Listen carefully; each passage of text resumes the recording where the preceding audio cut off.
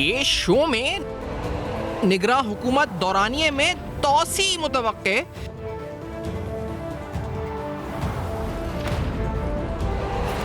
IMF programme से वाबस्ता खतरात क्या कई गुना बढ़ जाएंगे?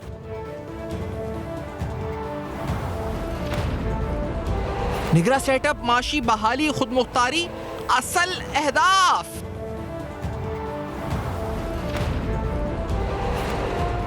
अस्सलाम वालेकुम। पस पर्दा हक़ाइक़ सनसनी खेज़ इंकशाफ़ात प्रोग्राम बेनकाब में हूँ आपके साथ सिफ़ान खान। निगरां सेटअप कौन बनने जा रहा है, किसके हाथ में बागडोर मुल्की आने वाली है? क्या वो एक मईशतदान होगा, एक साबिक ब्यूरोक्रेट होगा, साबिक जज होगा? मुख्तलिफ नाम मुख्तलिफ जमातों की तरफ से आ चुके हैं। हतमी मरहला, हतमी नाम शायद चंद घंटों या एक दिन कुछ वक्त में हमारे सामने ये तमाम आ जाएगा सूरत हाल वाज़े तौर पर कि किसके हाथ में मुल्क की बागडोर आने वाली है। लेकिन साथ साथ सवालात बहुत सारे हैं। पहला सवाल यही कि जो मुमकिन ताख़ीर है इंतख़ाबात में, वो कम अज़ कम जो एटलीस्ट है वो 6 महीने की है।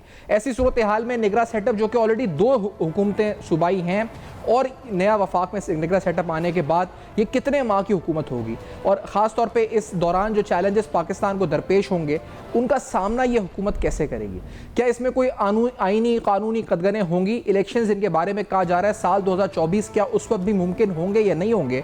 और साथ साथ बहुत से अहम सवालात मुल्क के मुस्तकबिल के सियासी मंजरनामे से जुड़े हुए हैं। ख़ासतौर पर यही बात कि जो नाम सामने आएगा वो नाम इस वक्त तो फौरी तौर पे कि असेंबली के अंदर ही, यानी अपोजिशन और वज़ीर आज़म के माबैन एक कंसेंसस के बाद सामने आएगा, या ये मामला भी कमेटी और उसके बाद इलेक्शन कमीशन की तरफ जा सकता है? तो ये सारे अहम सवालात जो इस वक्त मुल्क की मौजूदा सियासी सूरत हाल में और अहम तरीन जो अहमियत इख्तियार कर चुके हैं, इनके साथ आज प्रोग्राम बेनकाब में हाजिर हुए हैं। अब्दुल्ला गुल साहब मौजूद हैं, सीनियर तर्ज़ निगाह तहरीक जमनान पार्टी के सरबराह प्रोग्राम में। से साले जाफ़र साहब सीनियर साफ़ी साथ होंगे, और जनाब कंवर दिलशाद साहब साबिक secretary election commission of Pakistan is also with us. Abdullah गुल साहब, कितना टाइम, यानी हम 2024 में एक्सपेक्ट कर रहे हैं, या 2024 के फर्स्ट क्वार्टर या इन द सेकंड क्वार्टर, या मामला वहां से भी आगे जाने का खदशा है? गुल साहब, की डायरेक्शन जो है उसको दुरुस्त करना बड़ा ज़रूरी है, चाहे वो मुआशी डायरेक्शन हो, चाहे वो सियासी डायरेक्शन हो, कानूनी डायरेक्शन हो, या फिर आपकी जो है बैरूनी जो इंटरनेशनल खारजा अमूर हैं आपके, उनको आपने देखना हो। तो आपको याद की हुकूमत थी तो 129 कवानीन जो है वो बनाए गए थे, लेकिन मसला यहाँ शैफान साहब कानून का नहीं है। सबसे बड़ी बात यह है कि कानून तो पास हो जाता है लेकिन उसके ऊपर अमल दरामद बिल्कुल नहीं होता। तो मैं ये समझता हूँ कि जो आइंदा आने वाला निगरान सेटअप है वो इसी वजह से तवज्जो है कि जो पंजाब की हुकूमत है वो इस टाइम पे निगरान हुकूमत अपने वक्त से तजावज़ कर गई। तकरीबन 200 दिन जो है उनको हो चुके हैं, उसके बावजूद का आइन के अंदर सिर्फ 90 दिन है। तो मेरा ख्याल है आइन को तो तब भी पामाल किया गया जब तमाम पार्टियां बिलशमूल PTI जब जिसने ये बात तय कर ली कि जी 106 दिन के ऊपर हम इलेक्शन करवा लेंगे, जबकि 90 दिन के था मामला, तो वो भी एक अमल था जिसको गौर करने की ज़रूरत है। लेकिन असल बात यह है कि लोगों के दिलों में नफ़रतें पैदा करना, सोशल मीडिया के ऊपर हैजान पैदा करना पाकिस्तान के मुतल्लिक और पाकिस्तान की रियासत, देखें ना, पहले रियासत थी सिर्फ जो है तनकीद का निशाना, फिर उसके बाद कुछ शख्सियात बनी, फिर उसके बाद इदारे बन गए, और उसके बाद अब जो है वो पाकिस्तान के परचम की जो है वो मामलात जो है वो उठाए जा रहे हैं। उसकी जिस अंदाज के अंदर चाहे वो जो भी है सोशल मीडिया पे, उनको मैं समझता हूँ कि आज भारत का जो है वो उन्होंने हमें इक्वलाइज कर लिया। वो जो रॉ का एजेंडा था, जो उनको खालिस्तान में तकलीफ़ हुई है, उसकी बुनियाद के ऊपर आज जो है वो पाकिस्तान के अंदर क्या कर रहे हैं, खुल खेल के अपना एक एजेंडा, उसके लिए मोहरे कोई भी हो सकते हैं। लेकिन इस सूरत के अंदर मुझे नहीं नज़र आ रहा कि जो आपको बात कर रहे हैं लोग कि जी ये 2024 अक्टूबर के अंदर, क्योंकि आपके साथ मेरी इस मामले पे काफ़ी मेरे ख्याल में बहस हो चुकी है मुख्तलिफ प्रोग्रामों में, जिसके अंदर मेरा पहले भी यही बात थी कि 2024 से पहले तो इलेक्शन आपको मुमकिन नहीं है। अब तो तमाम पार्टियाँ ही इस बात के ऊपर बात कर रही हैं। दूसरी बात यह, और तकरीबन मोर और लेस नीम रजामंदी भी उनकी शामिल है। फिर इसी तरीके से जो अभी सूरत हाल नजर आ रही है नहीं, वो 2024 को 2024 मेरे ख्याल में हनूज दिल्ली दूरस्त। अच्छा, 2024 की भी अक्टूबर की आप बात करें अब्दुल गुल साहब, यानी ये अप्रैल या मार्च में नहीं, या फरवरी में भी नहीं, बल्कि अक्टूबर तक 2024 भी हो सकता है। अच्छा, हाँ 2024 भी हो सकता है, 2025 भी हो सकता है। बात यह है कि पाकिस्तान की क्या जरूरत है। पाकिस्तान को इस टाइम पे स्टेबिलिटी की जरूरत है। पाकिस्तान को पॉलिटिकल पोलराइजेशन की जरूरत नहीं है। पाकिस्तान को नफरतों की जरूरत नहीं है। पाकिस्तान एक बहुत बड़ी शिफ्ट से गुजर रहा है। एक बहुत बड़ा हमने चैलेंज जो है दुनिया के सामने कबूल कर लिया है।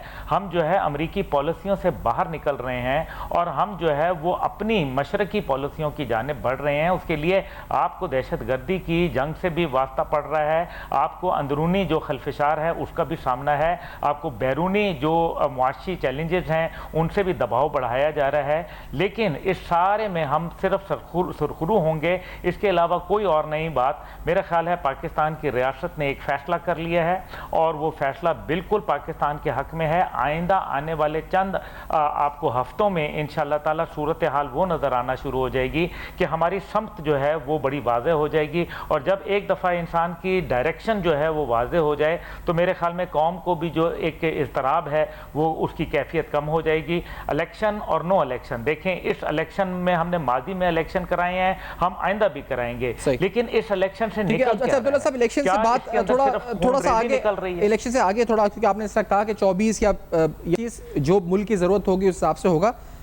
ये बताएं, जो नाम और तस्वीर हम दिखा रहे हैं जो पार्टीज की तरफ से सामने आए हैं, कोई कह रहा है कि इकोनॉमिस्ट हो सकता है, कोई कह रहा है कि साबिक ब्यूरोक्रेट हो सकता है, कोई साबिक जज का नाम लिया जा रहा है, कामरान टेसोरी साहब का भी नाम है, इशरतुल इबाद साहब के बारे में भी कहा जा रहा है। मतलब दोनों सियासी शख्सियत या बैकग्राउंड रखती हैं। क्या सियासतदान, क्या इकोनॉमिस्ट या जज या साबिक ब्यूरोक्रेट, हम किसकी तरफ बढ़ने वाले हैं इस सेटअप के लिए जो आगे आने वाला है? अब्दुल्ला गुल साहब देखें कि जहाँ तक कामरान टेसोरी साहब की बात है, कामरान टेसोरी साहब तो बड़ी मुश्किल से गवर्नर ही अपना जो है वो संभाल लें, गवर्नर ही, तो शायद ये भी बड़ा कमाल होगा।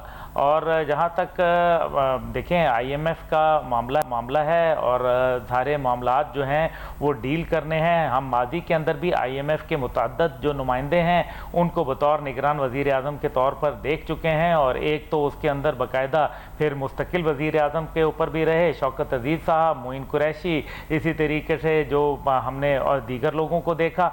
लेकिन मसला यहाँ ये नहीं है, ये भी एक नाम हो सकता है, लेकिन मैं देखता हूँ कि कोई डार्क हॉर्स जो है वो सामने आएगा, यानी कि कोई ऐसा घोड़ा जो जिसको अभी तक वो अंधेरे में छुपा हुआ है। और यही वजूहात हैं जिसकी बुनियाद के ऊपर आज आप देख लेना कि जो राजा रियाज साहब के साथ मुलाकात थी वो इसलिए ताख़ीर का शिकार हो गई कि मेरा ख्याल है कि 14 अगस्त तक जो वज़ीर आज़म हैं वो अपना मनसब जो है वो आगे बढ़ाना चाहते हैं। अब इसकी आइनी क्या अशकाल हो सकती हैं ये कोई माहिर कानून ही बता सकता है, लेकिन मेरा ख्याल है कि वो 14 अगस्त को जो झंडा चढ़ाने की एक तकरीब होती है उसको हाथ से जाने नहीं देना चाहेंगे।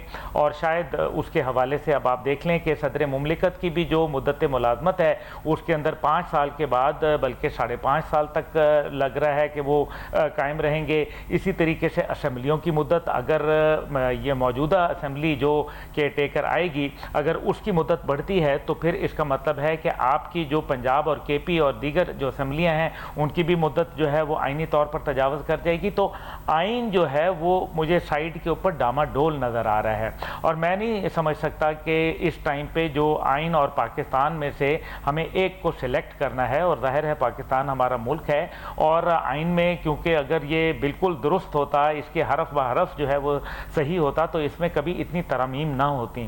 दूसरी बात यह है कि जो निगरान के लिए जो वज़ीर आज़म के आप टेक्नोक्रेट की बात कर रहे हैं, मेरे ख्याल में इस टाइम पे टेक्नोक्रेट या दीगर की ज़रूरत नहीं है जितना इस टाइम पे एक ऐसे शख्स की ज़रूरत है जो पाकिस्तान के लिए एक अच्छा एडमिनिस्ट्रेटर हो। और हो सकता है उस अच्छे एडमिनिस्ट्रेटर के अंदर कोई बईद नहीं कि शहबाज शरीफ साहब ही कंटिन्यू कर जाएं, क्योंकि यहाँ इस टाइम पे हर चीज़ पॉसिबल हो सकती है। अच्छा, ये भी मुमकिनात हैं कि शहबाज शरीफ साहब ही कंटिन्यू कर जाएं, ये भी हो सकता है? जी बिल्कुल बिल्कुल हो सकता है, क्यों नहीं हो सकता कि अगर तो वो पार्टी पॉलिटिक्स से बालातर होके एक लॉन्ग टर्म सेटअप के लिए अगर वो तैयार होते हैं और अगर एक लॉन्ग टर्म सेटअप आ रहा है तो फिर तो शहबाज शरीफ साहब भी एक मेरे ख्याल में अच्छे एडमिनिस्ट्रेटर के तौर पर जाने पहचाने जाते हैं। ये अलहदा बात है कि कोएलिशन की वजह से उनका जो कारकर्दगी रही वो उनको बहुत मेरे ख्याल में रौफ पहुंचा, और साथ ही जो उनके ऊपर जो नवाज शरीफ साहब का और मरीम नवाज और दीगर इनकी ये वाली लंदन वाली लॉबी है उसका अगर असर ख़त्म कर दिया जाए तो मेरे ख्याल में शहबाज शरीफ साहब बहुत बेहतर परफॉर्म कर सकते हैं। और अब्दुल्ला साहब ये बता दें क्योंकि यहाँ पर कोई प्रेशर हमें यहाँ से भी होगा कि IMF, वर्ल्ड बैंक या दीगर मल्टीलैटरल या कोई ममालिक दोस्त जो चाहते हो कि उनकी ख्वाहिश किसी एक नाम पर हो, ऐसा मुमकिन है कि वहाँ से भी कोई फरमाइश हो बाहर से और उसको मेंटेन करेंगे क्या? तो मेरे ख्याल में नहीं आती। हाँ, नहीं, फरमाइश तो शायद नहीं आती, लेकिन एंटरटेन इस तरह से नहीं होता। ये एक अंडरस्टैंडिंग होती है। आप ये समझते हैं कि जो कर्जे आपने लेने हैं या चीज़ करनी है और चीज़ों को बाईपास करने के लिए आप कहते हैं कि वज़ीर आज़म को एक ऐसा आदमी हो जो मुआशी मामलात को समझता हो और उनको डील करना जानता हो। लेकिन जाहिर है ये तमाम जो नाम जिनके ऊपर आपने लिए या माजी में जो हमारे सामने आए, कई ऐसे जो वजारत ख़जाना में भी रहे, ये तमाम वो लोग हैं जिनका कहीं ना कहीं झुकाव मगरिब की तरफ या जो इंटरनेशनल मॉनेटरी ऑर्गेनाइजेशंस हैं उनकी तरफ रहता है। इसलिए इनके ऊपर पाकिस्तान के अंदर जो एक अवाम नास के अंदर इनकी जो पजीराई है वो नहीं हुआ करती, और बल्कि एक मैं समझता हूँ कि मुखालफत जो है वो ज़्यादा नज़र आती है। अभी भी आप देखें कि अब्दुल हफीज़ शेख साहब के हवाले से जो मुतनाज़ा मामलात हैं वो ज़्यादा तक़वियत हासिल कर रहे हैं। ठीक है कि वो बड़ी अच्छी गुफ्तगू करते हैं, टीवी पे आके बड़ी बात करते हैं, लेकिन जब उनको वजारत ख़जाना का कलमदान सौंपा गया था और जब उनको एडवाइजरी के तौर पर लिया गया था तो मैं नहीं समझता कि कोई कारकर्दगी ऐसी थी जिसको हम कहें कि बेमिसाल कारकर्दगी थी। और IMF, वर्ल्ड बैंक मेरे ख्याल में अगर ऐसा कोई मुतालबा करते हैं तो ऐसे मुतालबे को तो बिल्कुल यकसर मुस्तरद कर देना चाहिए। सही। और अब्दुल्ला साहब ये भी बता देते हैं क्योंकि अब ये जो मुमकिन ये सूरत हाल सियासी नक्शा जिस तरह आप कह रहे हैं शहबाज शरीफ साहब भी किरदार अदा कर सकते हैं, तो फिर जो चेयरमैन PTI हैं उनका किरदार तो माइनस ही हम समझें फ़िलहाल। कितने अरसे के लिए समझें, लॉन्ग टर्म, हमेशा के लिए, कुछ माह के लिए, क्या आपको लग रहा है वो है इस मंजरनामे में कहीं? देखिए, फ़िलहाल जो तोशा खाना का केस है वो तो मेरे ख्याल में एक ऐसा केस है जिसके अंदर कोई ज़्यादा मेरे ख्याल में अभी फ़िल वक्त उनको ज़मानत मिल सकती है और इसका मुख्तलिफ मेरे ख्याल में इजहार राय भी हो चुका। लेकिन तोशा खाना के बाद दीगर जो उन पे मुकदमात हैं, अलकादे ट्रस्ट है, इसी तरीके से उनके ऊपर ऑफिशियल सीक्रेट एक्ट का मुकदमा है, दीगर मामलात हैं, वो मेरे ख्याल में काफ़ी जो है वो ख़तरनाक हो सकते हैं। और ज़ाहिर है हुकूमत ने जब हाथ डालती है तो उनको ये सब मालूम होता है कि एक मुकदमे से अगर आदमी बरी हो जाता है तो फिर दूसरे मुकदमे में उसको कैसे आपने पाबंद सलासल करना है। बहरहाल लेकिन ये देखना पड़ेगा कि अंदरून खाना इस टाइम पे जो चेयरमैन PTI हैं वो क्या डील करते हैं, नहीं करते, क्योंकि फ़िलहाल जो उनकी तरफ से बातचीत आ रही है उसके अंदर उनको ज़ाहिर है एक कर्ब और परेशानी का वो शिकार हैं। और मुमकिन है कि क्योंकि ज़ाहिर है वो इतनी मजबूती से जो हालात हैं उनका मुकाबला शायद वो ना कर पाएँ। उनके मुतल्लिक जो चहमागोइयाँ हो रही हैं और सोशल मीडिया पे जो कैंपेन चल रही हैं, जो इंटरनेशनल लॉबिंग हो रही है, बरतानिया के जो साबिक अटॉर्नी जनरल और शैडो होम मिनिस्टर रहे 2008 और 9 में डोमिनिक ग्रीव, वो भी बहुत एक्टिव हैं जमाइमा गोल्डस्मिथ के साथ, और इसी तरीके से जैक गोल्डस्मिथ जो हैं वो उसके अंदर शामिल हैं। तो मेरे ख्याल है कि एक दबाव तो लाने की कोशिश की जा रही है, लेकिन जाहिर है रियासत के मामले के ऊपर मेरे ख्याल में बड़े आपके समेत तमाम TV चैनल्स ने बड़े वाज़े सबूत नाता काबिल तरदीद और वो तमाम वीडियोज़ और जो ऑडियोज़ हैं वो दिखा दी हुई हैं, और उन ऑडियोज़ का फोरेंसिक कराने के लिए भी कोई तैयार नहीं है PTI की जानिब से, क्योंकि वो फोरेंसिक का अगर होगा तो रिकॉर्ड तो फिर सही पता चल जाएगा कि ये उन्हीं की बातें हैं। तो वीडियोस को भी जाहिर है आप नहीं डिनाई कर सकते। तो मेरा ख्याल है कि अभी बहुत मुश्किलात हैं, इतनी आसानी से नहीं। तो मुस्तकबिल करीब के अंदर मुझे चेयरमैन पीटीआई या पीटीआई के हवाले से कोई ज़्यादा ठंडी हवा जो है वो नज़र नहीं आती। अब्दुल्ला गुल साहब, बहुत शुक्रिया, आपने प्रोग्राम में वक्त दिया और अपने तज़किये से हमें आगाह किया। मुस्तकबिल के सियासी मंजरनामे पर हमने गुफ्तगू की अब्दुल्ला गुल साहब से। हम कानूनी आइनी मामला जो कवद इल्शाद साहब से पूछेंगे, साबिक secretary election commission. After this break हमारे साथ।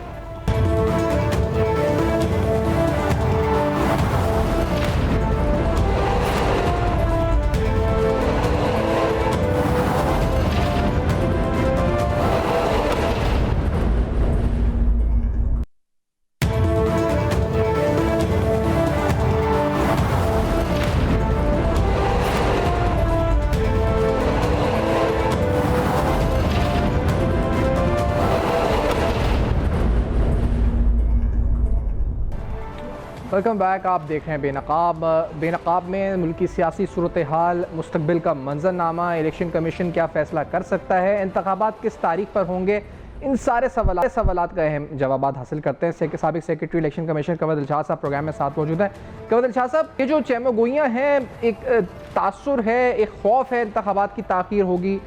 आप अपने तजुर्बे की रोशनी में हमें ये बताएं, आपको नज़र कब आते हैं इंतखाबात, किस माह में आपको लगता है कि मुमकिन होंगे डिलिमिटेशंस और तमाम आइनी और कानूनी तकाज़ों के बाद? कवद इल्शाद साहब, ये जो चैमगोइयाँ हो रही है मुख्तलिफ मीडिया हाउसेज में जी, ये लैक ऑफ विजडम है, लैक ऑफ नॉलेज है, ये है इनकी सलाहियतें और काबिलियतें। असूली तौर पर आप इलेक्शन कमीशन पाकिस्तान के तमाम जो इख्तियारात हैं उनको मद्देनजर रखें। इलेक्शन के पाकिस्तान को आइन के आर्टिकल 51 और सेक्शन 5 के तहत पाबंद कर दिया गया है कि वो 8 से 9 हल्का बंदियाँ करवाएं।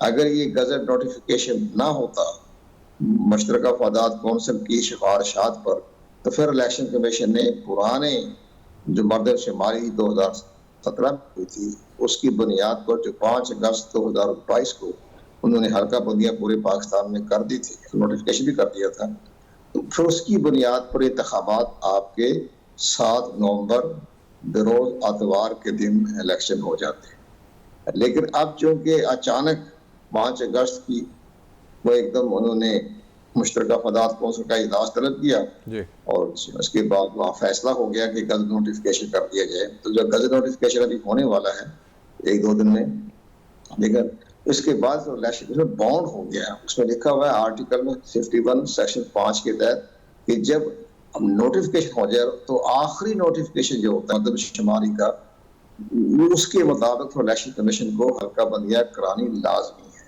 अब ये आखिरी हो गया ना, लास्ट जब ये नोटिफिकेशन करेंगे तो ये लास्ट लफ्ज़ इस्तेमाल हो गया ना, फाइनल एंड लास्ट, तो ये इसके ऊपर फिर इलेक्शन कमीशन पाबंद हो गया।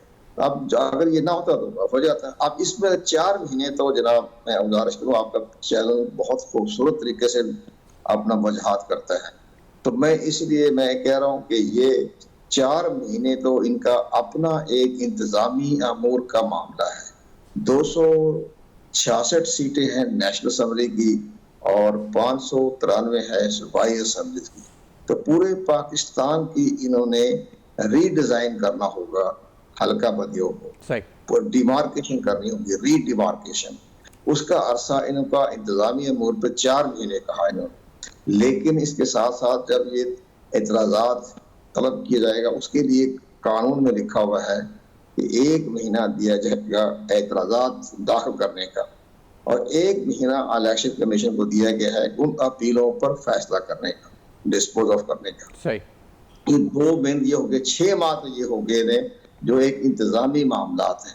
लेकिन बहरहाल जिसके खिलाफ फैसला आएगा तो वो हाई कोर्ट भी जाएगा, सुप्रीम कोर्ट भी जाएगा, तो वो फिर उनका अपना, लेकिन उससे इलेक्शन कमीशन को हाई कोर्ट सुप्रीम कोर्ट जाने से कोई रवादारी नहीं है। ये अपना फिर नोटिफिकेशन कर देंगे, और नोटिफिकेशन करने के बाद हाई कोर्ट सुप्रीम कोर्ट ने तो पहली बात तो मुदाखलत नहीं करते, लेकिन कानून में लिखा हुआ है कि जब वो फाइनल हो जाए, इलेक्शन कमीशन पाकिस्तान फाइनल हल्का बंदी कर दे तो और गजट नोटिफिकेशन कर दे, तो किसी अदालत में वो चैलेंज नहीं किया जा सकता। सही। और ये ऑनरेबल साबिक चीफ जस्टिस पाकिस्तान साकिब निसार ने भी जून 2018 में जजमेंट दी थी, जब मुख्तलिफ सूबों की तरफ से, हाई कोर्ट्स की तरफ से डिलिमिटेशन के बारे में जो फैसले आना शुरू किए, तो तमाम फैसलों को उन्होंने करदम करार दे दिया कि नहीं, अब नोटिफाइड हो चुका है और इस पर कोई किसी अदालत में नहीं किया जा सकता। तो ये 6 महीने तक 4 महीने कोई वो नहीं है, लेकिन उन्होंने एहतियातन उन्होंने 4 महीने का रखा है, ताकि यार्ड स्टिक तो नहीं, 3 महीने भी हो सकता है, 2 महीने भी हो सकता है। तो ये तो सारे मामला ऐसे ही हैं। ठीक है, तो 6 महीने नजर ये आ रहा है मुझे कि ये फरवरी के पहले हफ्ते में, अच्छा फरवरी लग जाएगा। अच्छा, आप कवर साहब ये भी बताएं, क्योंकि आपने जो, जैसा मैंने कहा कि अपने हमें नाज़रीन को भी बताएं कि आपके तजुर्बे की रोशनी में ये जो केयर टेकर सेटअप है, जिसकी चैमो गोइयाँ, जिस पर बाद मुख्तलिफ नाम आ रहे हैं, बहुत से तवक्कात हैं कि शायद ये फैसला भी हतमी तौर पे इलेक्शन कमीशन करे, लेकिन इस पर भी ये कहा जा रहा है कि ये बहुत इनकन्वेंशनल है, यानी एक IMF प्रोग्राम इसको विरासत में मिलेगा, एक ऐसे माशी हालात मिलेंगे, फिर एक ऐसा वक्त आएगा, ऐसी सूरत हाल में ये आ रहा है कि जहाँ 2 सूबों में ऑलरेडी केयर टेकर सेटअप होगा। तो ये कितना सियासी और मारूजी हालात पाकिस्तान की तारीख को अगर रोशनी में देखा जाए, आईनो कानून को, तो वाकई में क्या ये बहुत इनकन्वेंशनल, एक अनयूजुअल सर्कमस्टांसेस इसमें एक केयर टेकर सेटअप आने वाला है, और इससे आपकी तवक्को क्या है, ये कितने माह के लिए होगा, क्या कितनी लिमिट, कितना ये अरसे गवर्नमेंट करेगा, क्या आपको लगता है इसमें क्या अहमियत के हामिल फैसले हो सकते हैं इस निगरान सेटअप में? कंवर साहब, ये आपने बहुत बिल्कुल दुरुस्त फरमाया आपने। पाकिस्तान दुनिया का बहुत मुल्क है, एक्शन के मौके पर ये केयर टेकर सिस्टम जो है, इससे पहले तो केयर टेकर सिस्टम में तो बड़ा इनाम ही होता था, बस से बाहर से जदोई साहब आगे प्राइम मिनिस्टर बन गए, मोइन कुरैशी बन गए, वो केयर टेकर गवर्नमेंट समझे वो बड़ा इनाम ही होता। ये जो केयर टेकर प्राइम मिनिस्टर का, तो इसके बारे में सिर्फ इनको इख्तियार वर्ल्ड बैंक के, IMF के जो पाइपलाइन में है, उस पर कोई रुकावट ना पेश आए। उन्होंने इतराज किया था IMF ने कि जनाब आपका जो केयर टेकर प्राइम मिनिस्टर 4-5 महीने के लिए तो सारा मामला रुक जाएगा, कदम लग जाएगी। तो उन्होंने कहा चले आपको हम इतना सपोर्ट दे देते हैं इस सिलेक्शन के लिए, कि ताकि वो आपके तमाम कारोबार होता रहे, लेकिन नया मुआहदा करने के इख्तियार नहीं है सही जो नया प्राइम मिनिस्टर पाकिस्तान करेगा। तो ये तो बड़ा आसान तरीका बताया कि पहले, और इलेक्शन कमीशन पाकिस्तान को भी सपोर्ट कर रहे हैं हम, कि भी आप इसको कम अज कम जो आपको 4 महीने का जो रोड मैप दे रहे हैं, 2 महीने का रोड मैप दे रहे हैं, आगे अपीलें हैं, वो समझिए 90 दिन मिल गए, तो 2 महीने आगे आप ले जाए, 5 महीने, तो ज्यादा जनवरी के आखिरी हफ्ते में इलेक्शन करवा दें। सही, ठीक है। अच्छा, और कंवर साहब, ये क्योंकि ये जो जैसा मैंने कहा कि कितना अनकन्वेंशनल है, आपने इस पर तबसरा भी किया, अब जो नाम सामने आ रहे हैं इसमें भी आप देखें तो इसमें कुछ साबिक जज भी हैं, साबिक सिफारतकार या ब्यूरोक्रेट्स भी हैं, एक सियासतदान, पहले सादार साहब का नाम आया था, फिर अब नहीं है, लेकिन इकोनॉमिस्ट कहा जा रहा है कि बहुत ज़्यादा लगता है कि इन हालात को संभालने के लिए हमें किसी मईशतदान की ज़रूरत पड़ेगी। आपके नज़दीक किसके नाम ये कुरा निकलने लगा है, या आपको लगता है क्या किसको होना चाहिए, इकोनॉमिस्ट, ब्यूरोक्रेट, जज, साबिक, कौन इन हालात में सही जचता है पाकिस्तान के जो इस वक्त हालात हैं आपके लिहाज से? कवल शाह साहब, वो तो आप ऑलरेडी सब पाइप लाइनों में मौजूद है। हमारी ब्यूरोक्रेट जो है, हमारी बहुत आला पाइप की ब्यूरोक्रेट है। जी सर, तो ये आप बता रहे थे कि ये जो हालात के लिहाज से कौन ज़्यादा सूदमंद रहेगा, कवल शाह साहब आप जरा फरमाइएगा उस बात को दोबारा वहीं से शुरू प्लीज। कवल शाह साहब, ये जो आप चेहरे दिखा रहे हैं ना, इनमें से एक शख्स का तो मुझे कुछ हो रहा है इत्मीनान कि शायद उनकी खिदमत ले ली जाए। अच्छा, तो ले इसमें शहबाज शरीफ साहब से वो करेंगे, कानून में लिखा हुआ है कि leader of the house, leader of the opposition, तो आज रात फैसला हो जाएगा। लेकिन ऐसी शख्सियत होना चाहिए जो पूरे पाकिस्तान के तमाम स्टेक होल्डर जो है उसकी काबिलियत, उसकी एडमिनिस्ट्रेशन और उसका तमाम मामलात पर जो है वो गिरफ्त होने वाली शख्सियत होना चाहिए। बाकी इकानमिस्ट पढ़ा दिए, इकानमिस्ट तो ठीक है, वो इसहाक डार साहब बहुत बड़े इकानमिस्ट हैं, इसी तरह बाकी लोग भी इकोनॉमिस्ट है। वो जो एडमिनिस्ट्रेशन का काम और इलेक्शन का काम चलाने का होता है उसकी बहुत जरूरी है। वो इकोनॉमिस्ट से ज्यादा बेहतर है कि ऐसा शख्स हो जो मुल्क के अंदर लॉ ऑर्डर की सूरत हाल, एडमिनिस्ट्रेशन के मामले में बहुत बड़ी जंग छिड़ेगी। इंतखाबी जंग जो है ये कोई मामूली जंग नहीं है, ये जिंदगी और मौत का खेल खेलेगी बाद सियासी जमातें। उसके लिए बहुत ताकतवर फाल किस्म का एडमिनिस्ट्रेटर किस्म का आना चाहिए वज़ीर आज़म। इकोनॉमिस्ट तो आप भी बेहतर, हम भी बेहतर इकोनॉमिस्ट, हमने भी इकोनॉमिक्स पढ़ी हुई है, इकोनॉमिस्ट क्या चीज होती है, खास चीज नहीं है इसके ऊपर। ऐसे ड्रामा रचाया हुआ इकोनॉमिस्ट इकोनॉमिस्ट इकोनॉमिस्ट। इन इकोनॉमिस्टों ने पाकिस्तान में कौन सी फलाह बहबूद का काम किया, कौन से गरीबों को नहीं काम किया? जो अयूब खान के जमाने में 4 रुपए का डॉलर था, 11 साल में 4 रुपए का डॉलर रहा, तो वो भी टीम फिर उनके पास काम हुई। उसको एडमिनिस्ट्रेटर अयूब खान बैठा हुआ था, उसने तो हिलने नहीं दिया मामले में। अब मुशर्रफ के दौर में 60 रुपए का डॉलर रहा 9 साल तक, हिलने नहीं दिया, लीडरशिप मजबूत थी। ये क्या इकोनॉमिस्ट बैठे हैं, ये टू सारे निकाल के पड़े हुए। तो इस लिहाज से ये नहीं होगा। असल बात है इंतखाबी जंग में जिस तरह एडमिनिस्ट्रेटर बेहतर होना चाहिए। ये क्या बाकी औरतें बनेगी प्राइम मिनिस्टर, क्या काम कर लेगी वो पाकिस्तान का? एडमिनिस्ट्रेटर जंग है, बहुत बड़ी जंग है पाकिस्तान की, सालमियत की जंग है पाकिस्तान की। ये मामूली इलेक्शन नहीं है पाकिस्तान का। इसे पाकिस्तान की पूरी वादत जो है वो दाव पे लगी हुई है। इसलिए बड़ा ऐसा शख्स लेके आएगी, हमारी क्यादत है, आला क्यादत, वो ऐसी लेके आएगी जो पूरे पाकिस्तान को काबिल कबूल हो, जो बड़ा एडमिनिस्ट्रेटर आदमी हो। तो इकोनॉमिस्ट तो हर आदमी चला देगा, एडमिनिस्ट्रेटर के इसमें क्या बात है? सही, इसमें ये तो अहम, इसलिए अर्ज कर रहे हैं इंतजार करें, मुमकिन खुदा करे राजा रियाज साहब जो हैं वो अपने ऐसी शख्स का नाम ले दें जो पूरे पाकिस्तान को जो है वो काबिल कबूल भी हो। और शहबाज शरीफ में बड़ी लचक है, वो जो भी राजा रियाज नाम देंगे उसको भी बड़े तरीके के साथ हम ज़्यादा गौर फरमाएंगे। तो बहरहाल मैं ये जो इकोनॉमिस्टों का वक्त है इसके बारे में ज़्यादा नहीं कहना चाहता, लेकिन मैं इनके बारे में ज़्यादा मुतासर भी नहीं हूँ। ये वैसे ही नाम निहाद मार्केट में रखे हुए मीडिया हाउसेस में, वो लोग उनके शान में कसीदे पढ़ते रहते हैं। जैसे वो डॉक्टर महबूब ला की भाई नलायक आदमी था पाकिस्तान का, उसको हमारी मार्केटिंग करता रहा नवाए पास का एडिटर मजीद जान, उसको हमारे ऊपर मुस्तलत कर दिया, पूरा मुल्क का बेड़ा गर्क कर दिया, अपने पाकिस्तान का बेड़ा गर्क कर दिया। उस इकोनॉमिस्ट, उसका राज मेरे पास, उसकी किताब में सीआई के डॉक्टर जनरल ने क्या लिखा उसके बारे में। सही, ये सब इकोनॉमिस्ट पैसे फतफुल होते हैं। तो आपके नज़दीक बेहतर एडमिनिस्ट्रेटिव जो संभाल सके वो होना चाहिए मौजूद इस ओहदे के लिए। मैं कमाल शाह साहब बहुत शुक्रिया अदा करूँगा, आपने वक्त दिया, ज्वाइन किया और अहम तरीन मामला पर कानूनी, आइनी, सियासी जो पेचीदगियाँ हैं उस पर अपने तजुर्बे की रोशनी में हमें बताया आगा। आपका शुक्रिया अदा करते हैं। वाइंड अप करेंगे नेक्स्ट सेगमेंट, हमारे साथ रहेगा नाज़रीन।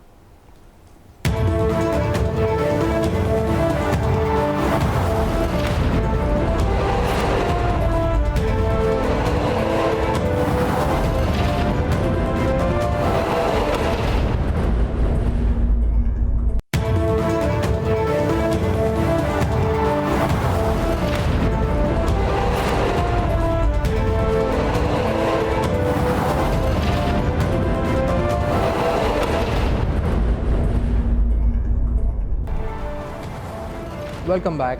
आज आपने देखा कि पाकिस्तान के मौजूदा सियासी मसाइल और सियासी हालात में जो सवाल जन्म ले रहे हैं आइंदा इंतखाबात के हवाले से, ये तासुर के इंतखाबात ताख़ीर का शिकार होंगे, वो कौन सी शख्सियत होगी जिसके नाम ये कुरान निकलेगा? कौन होगा जो पाकिस्तान की बागदौड़ अगले चंद माह संभालेगा, या ये अरसा लंबा भी हो सकता है?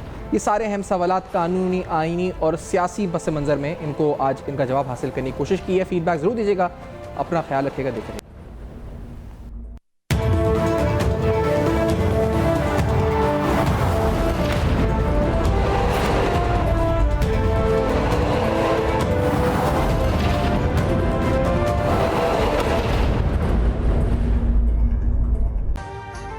अभी सब्सक्राइब करें ताकि कोई खबर रह न जाए।